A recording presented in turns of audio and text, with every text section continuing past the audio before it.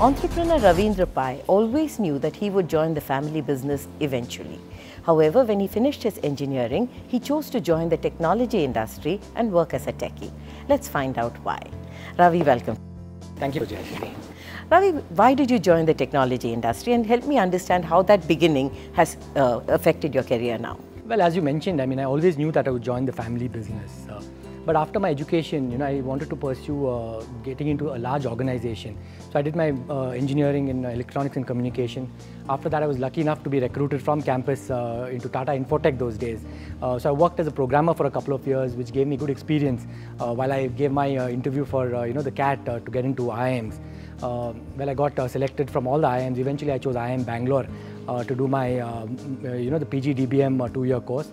Again, I was lucky enough to be recruited by Oracle. Again, the technology industry, but this time I was really selling technology, so it was on the sales side. This experience gave me a lot of exposure into large organization working, in terms of systems, processes, people management, and I felt that I was able to bring this value into my family business when I eventually joined. Ravi, you're a fitness enthusiast, so help me understand, how do you maintain your fitness regime? Well, I've been a sports enthusiast right from my childhood, playing cricket for school, badminton at the club level, and then I was an avid squash player, so I finished, I was ranked number 2 in the state in '99. Of course, these days more recreational, reasons that I play. But I like to even today get like an hour of yoga to start my day. It sort of relaxes me. I feel that's like my time, in the day before you get into a hectic work schedule. And 2 or 3 times a week, I still try to play squash, or I like to stay active. I also love to watch sports, it could be any kind of sports. Whenever I find time, I love to watch a lot of sports also. And your kids?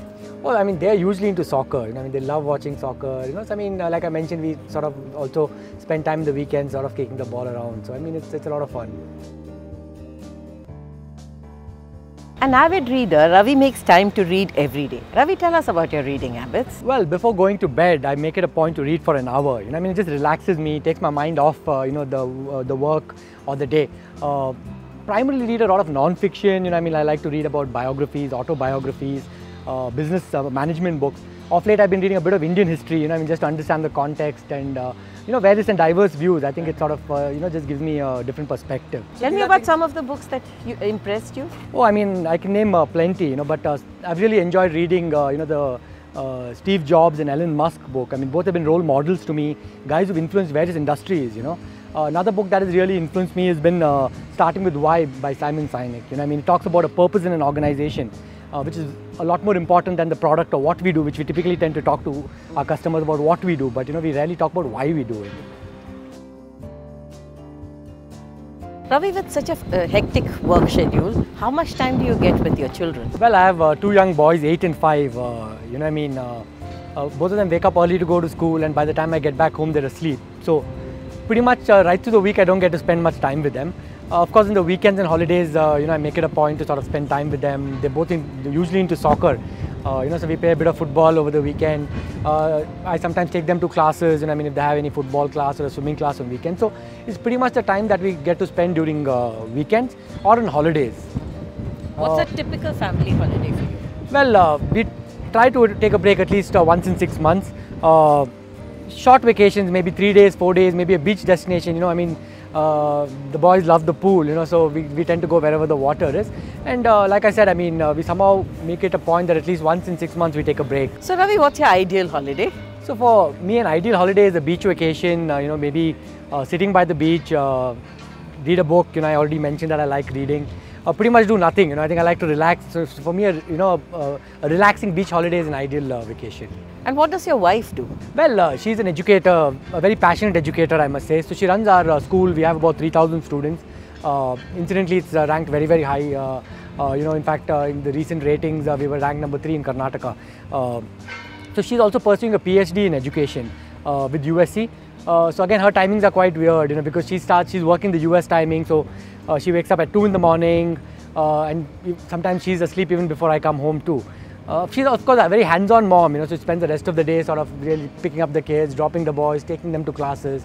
So again, we are pretty much a weekend couple, if I have to say so. And you give the weekends free to her Yeah, I mean, we spend time together as a family over in the weekends. Ravi, you live with your father, you work with your father. Help us to understand your relationship with your father. Well, I mean, I would say that we have a very formal relationship, I mean, a very traditional father-son relationship.